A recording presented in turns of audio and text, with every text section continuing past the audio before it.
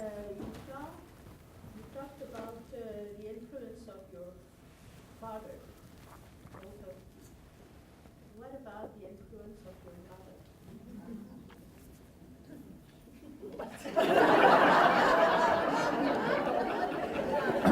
Well, my first book was a book of short stories, and it takes me about 5 years to write a book, and I wrote these stories and I published the stories, and they were in book form. It took 5 years, and I gave a copy of the book to my mother. It's funny you say that because I tell stories to my son every night. He's fascinated with all these stories in Newfoundland, and my partner Christine she says, it's really interesting to hear you tell these stories because she doesn't have at ready hand stories of her childhood the way I can tell my son stories. But my partner said, but I have to say to you, Michael, most of your stories are about you and your father. And so this question you have is really interesting, and I've since that time tried to remember my mother more, to what we were like when we were kids. But getting back to oh my God, what was I saying? Really, what was I saying? Stories, trying to remember your mother more. Yeah. Oh yes, I gave her my book. My first book of stories, and so she read it. She's a voracious reader, and she came back to me. She said, Michael, I read your stories, and it's fascinating. I didn't know that when you went into a public washroom, you could turn the hand dryer. That you could turn the hand dryer nozzle up and blow dry your face. I didn't know that before I read your book.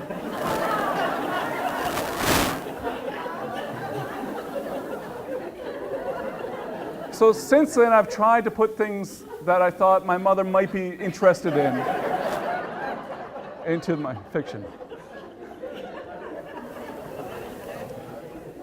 Yeah, I do actually.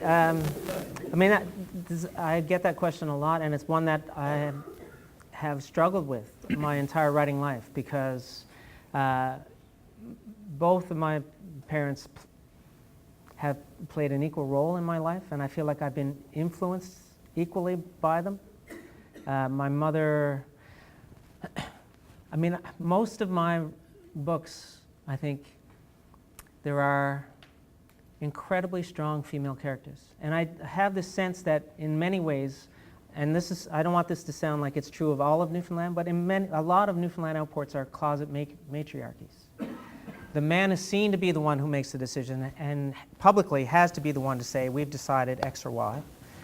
But in many cases, it's the woman making the decisions.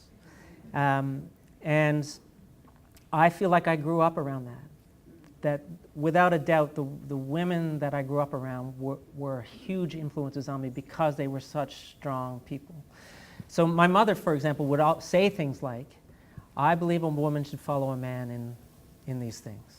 Because that's what she was told, right? That's what they taught in Sunday school, or wherever the hell they teach these things. But that in no way mirrored the way that she lived her life, right? So in that sense, I think my mother and all of these other women have had a huge influence on the world as I see it and as I write it in the books.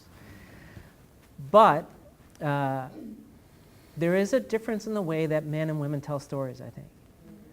And my father was a storyteller, and he was a master at the 3-minute narrative, right? He had figured out, and he had a repertoire. And you could request particular stories, and he would tell them in almost exactly the same way every time because he had figured out how those stories worked. And he had a great sense of timing, very funny. And whereas women's stories are often more social, they're not about a beginning and a middle and an end. They're about how people relate to one another or that sort of thing. So it was much easier for me to be influenced as a writer by this incredibly tidy and very powerful little narrative, I think. So my mother's stories end up in my writing in all kinds of different places. Like the first story in the book of short stories, there's a man from an outport who's come to a mining town where all the houses look exactly alike. All the streets are the same, all the houses are the same, so he turns onto the wrong street, counts down the correct number of doors, walks into the wrong house. That's a story I heard from my mother about my grandfather when he first moved to Buckins. So, but no one would look at that and say, oh, that's one of your mother's stories. It's an incident that was part of a larger thing that she told me about. So she shows up in very different ways than my father, but I feel like she's just as present, if not as visible. A few years ago, my mother showed me some things that she had. She was showing me some valuable things she had, in like a little box on top of her dresser. And I saw underneath that there was a little Ziploc bag with something in it, like a fur or something. And I said, "What's that?" And she said, "Oh, well, that's a lock of my hair." And she had red hair, and then it went gray. And so she said, "This is the last time." She used to dye her hair, and then she decided she was going to stop dyeing her hair, but she cut her hair, a lock of it, of that color, just to keep. And there was 4 of them.